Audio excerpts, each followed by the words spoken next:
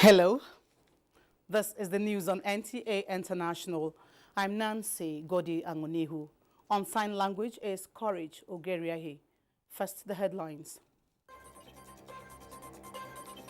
INEC fixes November 8, 2025 for conduct of Anambra State governorship election. Nigeria's First Lady lends more support to flood victims. Plus, European Union leaders converge on Brussels to tackle migration.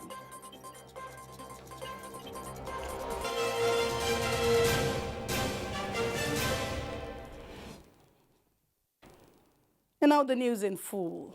Nigeria is adopting a comprehensive approach to protect the nation's cyberspace against attacks.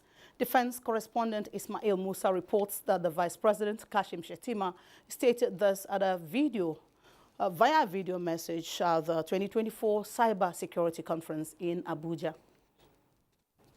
A 2021 Africa Cyber Security report indicates that cyber attacks in Africa increased by 300% in the face of digital growth. These threats target both public and private critical socioeconomic activities. Similarly, a 2024 cyber security report projects more than $10.5 trillion global revenue loss to cybercrime. In a video message to the 2024 Cyber Security Conference, Vice President Shatima stressed that the task of protecting the nation's critical infrastructure from cyber attacks is not just a necessity, but a priority that must be achieved. In an era where digital transformation is reshaping industries and infrastructure, the necessity of protecting our systems from increasingly sophisticated cyber threats has never been more urgent. Cybersecurity is not just a technical issue. It is a fundamental pillar of our economic stability and growth. The Managing Director, Central Security Clearance System, emphasized that technology can be both a potential ally or a dangerous adversary, stressing the need for vigilant and collective approach to combating cyber threats. There has been a staggering rise from 3 trillion just a few years ago. And of course, this underscores the urgent need for robust cybersecurity measures, especially as we witness a 45% increase in ransomware attacks. That's a lot. In an era where digital threats are evolving at unprecedented pace, we have the responsibilities of protecting this infrastructure. And the way to go is whole of government and whole of society approach. The 2024 conference is focusing on cybersecurity, synergizing artificial intelligence and infrastructure. In Abuja, Ismail Musa, NTA News. Meanwhile, Vice President Kashim Shatima is in Sweden on a two-day working visit aimed at boosting trade and bilateral relations between both nations. The Vice President is accompanied by the Plateau State's Governor Caleb Mutswang, Minister of Foreign Affairs Yusuf Toga, and some heads of government agencies and parastatals. The visit, which is at the behest of President Bola Tinubu, will see the Vice President engage in high-level talks with key government officials. He is also slated to meet with Crown Princess Victoria of Sweden and the Swedish Prime Minister. Targeted areas of strengthened by collaboration between Nigeria and Sweden that will be pursued by the Vice President include ICT, digitization, education, sustainable transport, agriculture, and mining. The Vice President is expected back in the country on Saturday. Now, European Union leaders have converged once again in Brussels, but this time around, they are majorly focusing on migration to the bloc and how to deport people from it. More on this from Comfort Fashion. In recent days and weeks, Poland's Prime Minister Donald Tusk said Warsaw would suspend asylum rights for migrants coming to Poland via Belarus. German Chancellor Olaf Scholz also shut his country's borders to EU neighbors following a knife attack allegedly involving a migrant. And France's newly appointed Prime Minister, Michel Barnier, said EU rules on deportations should be revised to speed up expulsions. Italy's leader, Giorgia Meloni, as well, publicized her country's operational detention centers in Albania. Denmark, Sweden, Austria, and Slovenia have also introduced border checks, even amid the passport-free Schengen zone. With this, as a senior EU diplomat said, migration has become one of the top political priorities in most EU countries, adding that right-wing politicians framed events like Solingen as a failure of the migration debate. Other issues on the agenda include leaders reiterating their unwavering support for Ukraine and its defense against Russia's invasion, and a call for a ceasefire and de-escalation of hostilities in the Middle East. However, the hottest discussion will be on how to deal with irregular migrants arriving in the 27-nation bloc by land from the east and by sea from the south, in what most EU governments see as a political and security risk that is fueling the rise of populist and far-right parties, as well as influencing elections. The chairman of the meeting, Charles Michel, said they will focus on concrete measures to prevent irregular migration, including strengthening control of their external borders, enhanced partnerships, and reinforced return policies. Data from the EU's Frontex border agency shows that the number of people arriving at the EU's border with Belarus surged by 192% year-on-year in January to September to 13,195, and the number of arrivals in the Spanish Canary Islands off the western coast of Africa doubled to 30,616. Comforts, Kashim, NTA News. A Bangladeshi court has issued an arrest warrant for exiled former leader Sheikh Hasina, who fled to India in August after she was toppled by a student-led revolution. The court also ordered that she must appear in court on November the 18th. Comfort Fashion once more tells us more. The 77-year-old Hasina's last official whereabouts are a military base near India's capital, New Delhi. Her presence in India, her former biggest benefactor, has infuriated the new interim government in Bangladesh. Dhaka has revoked her diplomatic passport, and the countries have a bilateral extradition treaty which would permit her return to face criminal trial. আদালত আমাদের আবেদন মঞ্জুর করে সাবেক প্রধানমন্ত্রী শেখ হাসিনাকে গ্রেফতার করার জন্য Chief Prosecutor of Bangladesh's International Crimes Tribunal, Muhammad Tajul Islam, said the court has ordered the arrest of former Prime Minister Sheikh Hasina and to produce her in court on November 18th. A clause in the treaty, however, says extradition might be refused if the offense is of a political character. The court also issued an arrest warrant for Obaidul Qadir, the fugitive former General Secretary of Hasina's Awami League Party, as well as 44 others who were not named. Dozens of Hasina's allies were also taken into custody after her regime collapsed, accused of culpability in a police crackdown that killed more than 700 people during the unrest that deposed her. Former cabinet ministers and other senior members of her Awami League Party have been arrested, and her government appointees were purged from courts and the central bank. Comforts, Kashim, NTA News. Ghana lost 120,000 metric tons of cocoa beans to smuggling between 2022 and 2023. This significant loss poses a major threat to Ghana's cocoa industry, a vital sector of the national economy. On October 3, Ivory Coast, the world's leading cocoa producer, increased the price it pays farmers for cocoa 20%, surpassing Ghana's farm gate cocoa price. The new rate, which equates to $3,060 per ton, slightly exceeds the $3,039 per ton that Ghana has been paying its farmers since the start of the cocoa season. The price differential continued to spur smuggling of Ghana's third largest foreign exchange earner. Authorities at Ghana's Cocoa Board are deeply concerned over the growing trend of cocoa smuggling.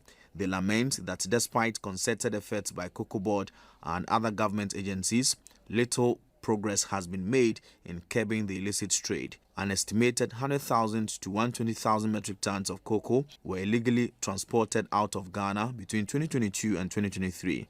Ghana's cocoa industry is under imminent threat as drought, aging farms, illegal mining, smuggling deplete the quantum of beans produced by the country.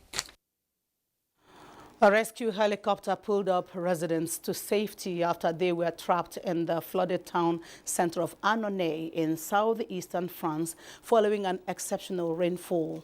The city center of Annonay is completely flooded, while the Andache, along with some other maritimes, have been placed on red alert for flooding or high water by Meteo France. Down here in Nigeria, Nigeria's First Lady Oluremi Tinubu said those affected by the September 10 flooding in Maiduguri will soon receive empowerment package from the Renewed Hope initiative. The First Lady made the pledge while on behalf of the initiative at the Palace of Shehu of Borno, Shehu Abubakar Ibn Umar Garbai El Kanemi during a sympathy visit to the state capital. She said the incident, which left some residents dead and many homeless, was disturbing and would require the support of all Nigerians to fast-track recovery for the victims.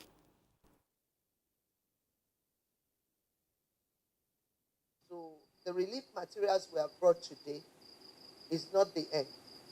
We want to see the people of your kingdom doing very well. Because when one hurts, we all hurt. And that's what is going on. We haven't forgotten you, but our resources are limited. Even the relief material we brought, I heard you, Your Eminence, that your women need money to trade again. We did that for all the women in Nigeria. We just only took 1,000. But we will work again with the First Lady of Borno, Dr. Zulu, and find out how many women we can, petty traders that we can empower quickly. Because we are going to do that also.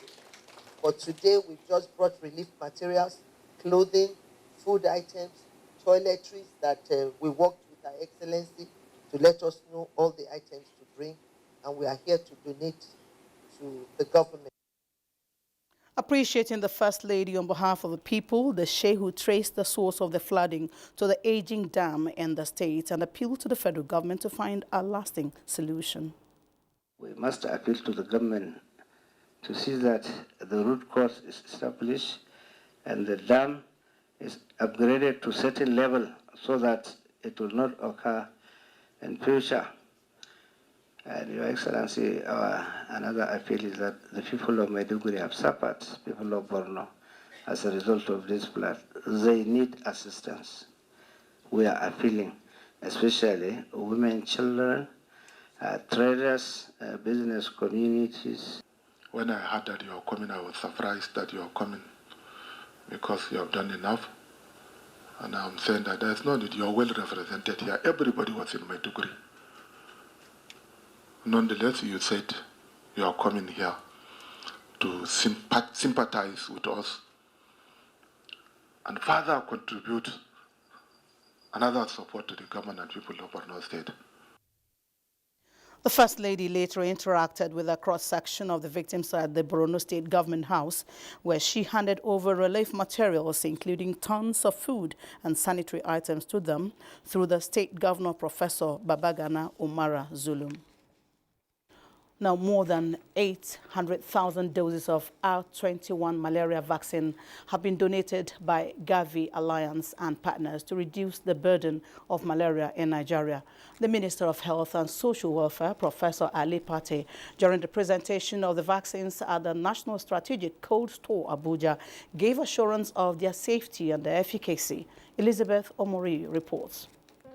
Malaria, a health challenge in Africa. Studies have shown that about 4 out of 5 malaria cases in Nigeria occur in children less than 5 years. For the benefit of all mankind. The delivery of these doses, the Minister of Health and Social Welfare explained, is to reduce the prevalence of the disease among children. Kebbi and Bayelsa states are the first beneficiaries of the first batch.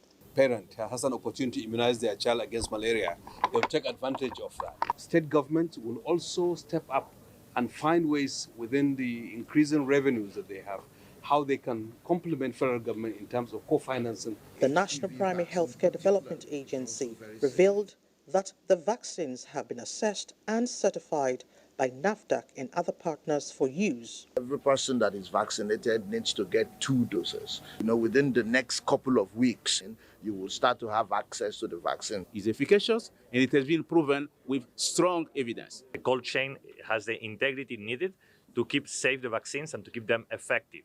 Prioritized public financing and engagement with community and religious leaders, the minister emphasized, will accelerate efforts to reduce malaria cases by 2030. Elizabeth Omori, NTA News. This is the news on NTA International. We take a break now. Did you know that President Bola Tinubu has approved the suspension of import duties and tariffs on rice, maize and other essential food items? The next 5 months, the President has also approved the suspension of import duties on pharmaceutical raw materials and equipment. This will help bring down the prices of food and drugs across the country. All hands are on deck to ensure that things get better for all Nigerians. This is the renewed hope. Thanks for staying with us. Nigeria has taken a stand against workplace injuries as the Federal Ministry of Health, in collaboration with the Federal Road Safety Corps and Trauma Emergency Department of the National Trauma Center, raised trauma alert in Abuja. Uche Ugochukwu reports that this was at the commemoration of the 2024 World Trauma Day with focus on prevention and management. Trauma has remained a leading cause of mortality and morbidity, affecting millions of lives each year. WHO reports more than 4.4 million deaths annually result from injuries and violence, contributing substantial disability and economic burdens due to lost productivity and medical costs. Nigeria joins the struggle to prevent and manage trauma by raising awareness on traumatic experiences in the workforce. People just feel that when a worker is abused or when there's some emotional thing that you bring from your house and all that, those are not trauma. They're all part of trauma because they affect the output. Even when you sit in your office and you sit for 12 hours or 6 hours without getting up and all that, you come back with back pain, which is a very common one. That is all related. As part of measures to strengthen trauma care, the Ministry of Health and Social Welfare plans the establishment of a dedicated clinic within the ministry to offer emergency medical services, including care for workplace injuries. In alignment with our commitment to improving trauma care, we are developing a national trauma care policy that will provide a strategic framework for handling trauma cases. This year's theme, therefore, underscores the crucial need to protect the health and well-being in the workforce. Uche Ugochukwu, NTA News. INEC has fixed November 8, 2025 for the conduct of Anambra State governorship election. INEC Chairman Professor Mahmoud Yakubu announced this at a meeting with chairmen of political parties and the leadership of Inter-Party Advisory Council, IPAC, in Abuja.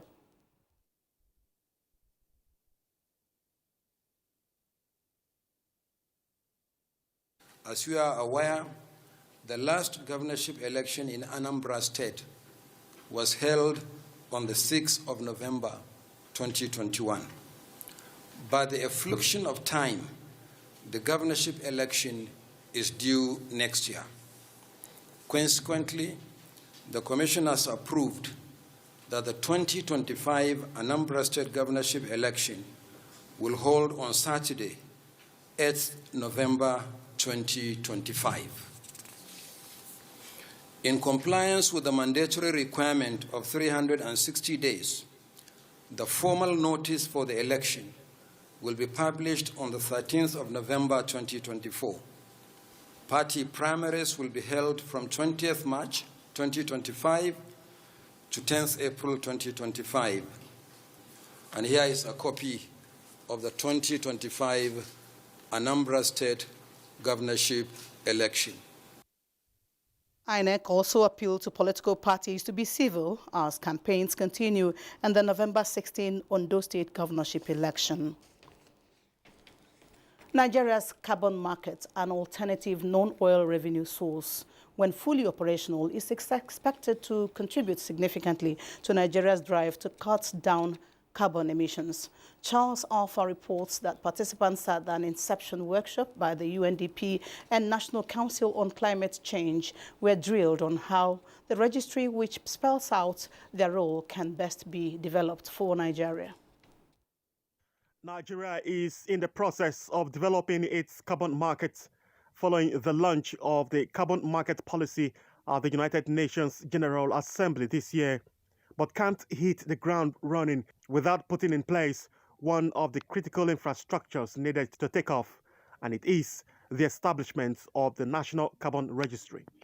It's very important to know that it's an integral foundation to where Nigeria wants to be and where Nigeria is heading to. It's one of the infrastructure we need to put in place in addition to the policy that we have done and also the manual of procedure and the regulation. The essence of being here is to contribute to a very important international mandate and requirements for Nigeria. The Federal Ministry of Environment has the necessary institutional memory to provide the support needed to accelerate this. The UNDP and JEF are not leaving Nigeria alone in this regard.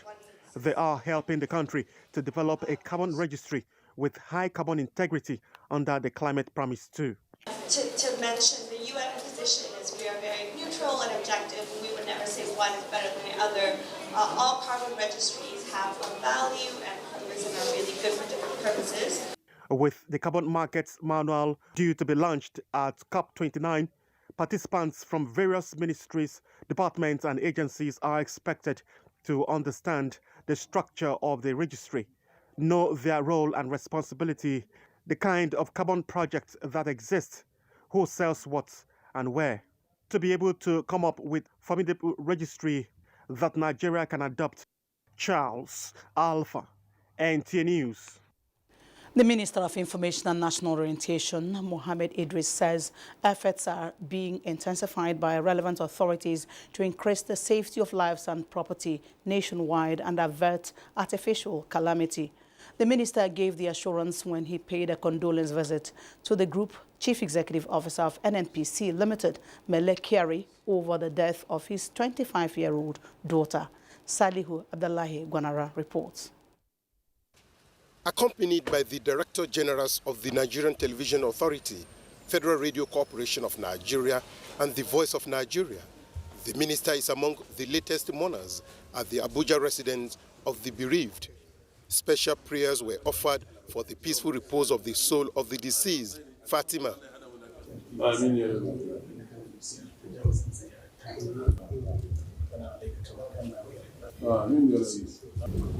Allah has taken her, and we know that Allah does not make mistake, and like every mortal that has tested life, we also test death.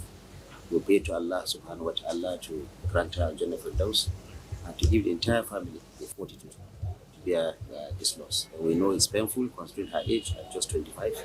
There's a reason for everything that has happened under this one. We pray to Allah subhanahu wa ta'ala to grant her Jannah Firdaus, to grant him and the entire family the fortitude to bear this loss. He also condoled with the families and victims of the latest incidences of boat accident in Kwara and Niger State and the petrol tanker explosion that claimed many lives in Majia, Jigawa State. Indeed, a tragedy too many. We don't expect this, but God knows best. It's a very tragic situation for our nation. And we also want to use this to appeal to people to be more cautious, especially with the incident in Jigawa, where you have this kind of tragedy. People should not rush outside. And our ministry and the National Orientation Agency are directed by the Senate. We will intensify efforts to sensitize Nigerians on the dangers of such situations. And we hope that this will be the last that we are going to witness this crisis. We have seen this too many. In Abuja, Salihu Abdullahi Gwanara, NTA News. Value-based leadership model that promotes good governance, preservation of rule of law, as well as strict adherence to transparent due process is what the African Biblical Leadership Initiative is set to achieve. Former Minister of Information, Professor Jerry Ghana, stated thus at a media briefing in Abuja ahead of the initiative's forthcoming international conference to be hosted by Nigeria. Hamman Jabani reports. The African Biblical Leadership Initiative was established in 2010 by African head of states and government in Addis Ababa. Over the years, the conference has been hosted by 8 countries, and Nigeria is staging the 2024 edition in Abuja from Monday 21st October to Friday the 25th. Briefing the media on activities lined up for the conference on behalf of the Grand Patron and Nigeria's former military head of state, General Yakubu Gowon, Professor Jerry Ghana says the conference with the theme Value-Based Leadership Model in Africa will feature a number of activities with speakers across the world in attendance. This value-based leadership model promotes good governance, ensures the rule of law, advocates transparent due process, insists on accountability, very, very boldly tackles corruption, elevates excellence in service, facilitates productivity, which is the engine room of national growth and development, and insists on delivering development for the people. The initiative seeks to bring out qualitative transformation of a nation through informed and inspired biblical values and place greater emphasis on raising new generation of highly principled leaders of honor and integrity. Hamman Jabani, NTA News. Friday's weather prospect is next.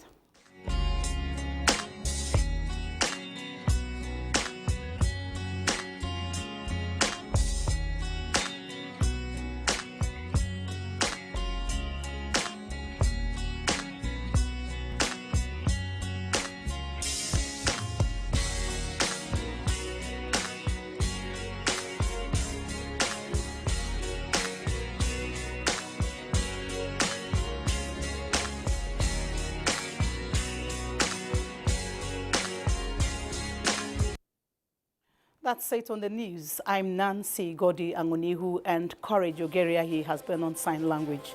Thanks for watching.